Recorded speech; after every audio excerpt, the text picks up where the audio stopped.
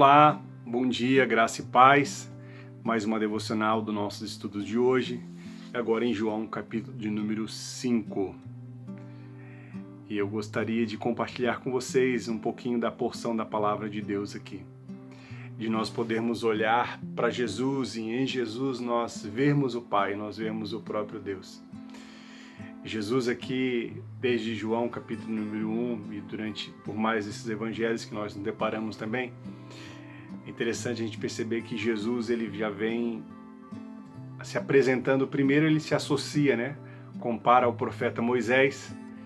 Jesus depois ele fala que faz uma semelhança ao rei Davi, superior ao rei Davi.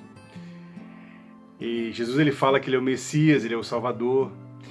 E aqui em João capítulo número 5, na história de hoje, nós vamos ver que Jesus ele fala que ele é o Filho de Deus, né? Ou seja, diante de tantas construções que ele vem colocando para esses judeus, se comparando com Moisés, falando que é superior a Moisés, a Davi, que ele é o Messias e agora o Filho de Deus, ou seja, o próprio Deus aqui.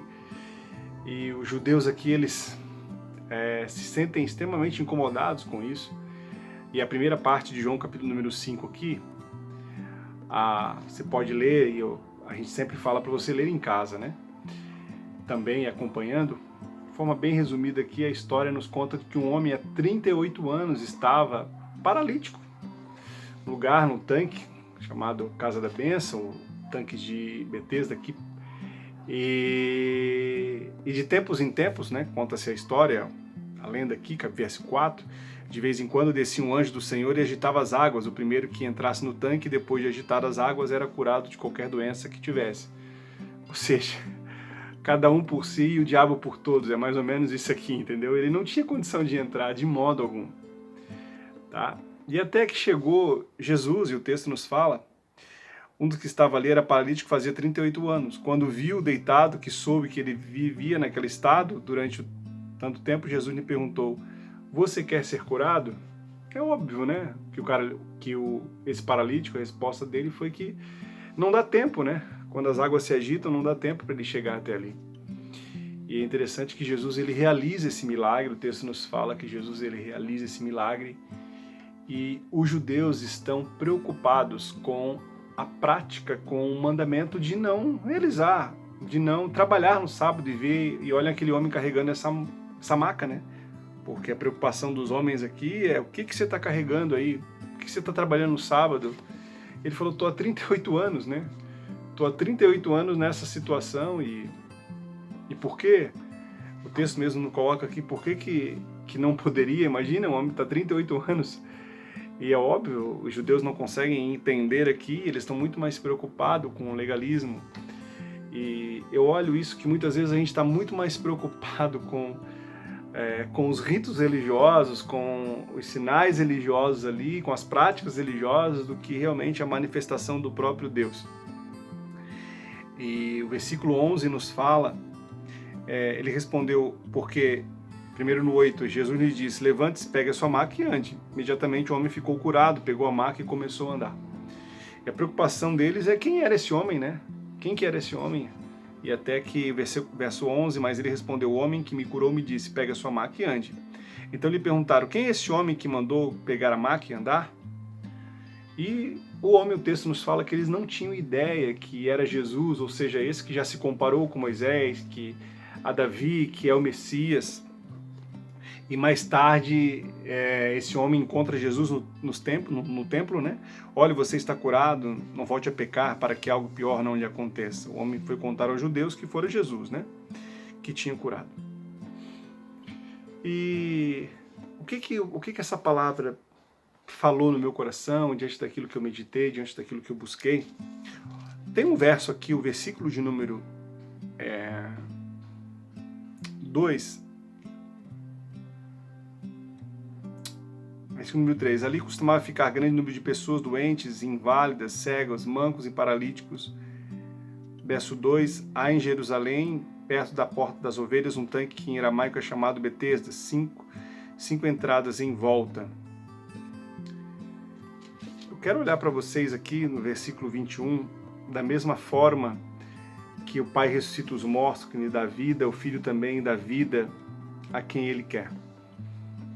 É interessante a gente olhar aqui para esse texto, versículo de número 21 aqui, o que Jesus está falando aqui, o ensinamento que Jesus está falando, da mesma forma que eu mandei esse homem levantar, porque esse homem estava morto, da mesma forma vocês estão mortos. Esse é o paralelo, que é o ensinamento que Jesus coloca aqui, né? Pois da mesma forma do Pai ressuscita os mortos, que lhe dá vida, o Filho também dá vida que Ele quer, ou seja, que levanta, né? Essa expressão que Jesus usa para que ele se levante, para que esse paralítico se levante, é a mesma. E é interessante que um detalhe aqui, que o povo no Egito, né, ele não ficou circulando a terra ali, de acordo com o texto de Deuteronômio, foram 38 anos, e esse homem está 38 anos praticamente morto ali. E até que vem Jesus, e esse homem ouve essa voz do próprio Deus, essa voz do Filho de Deus, sendo o próprio Deus ali.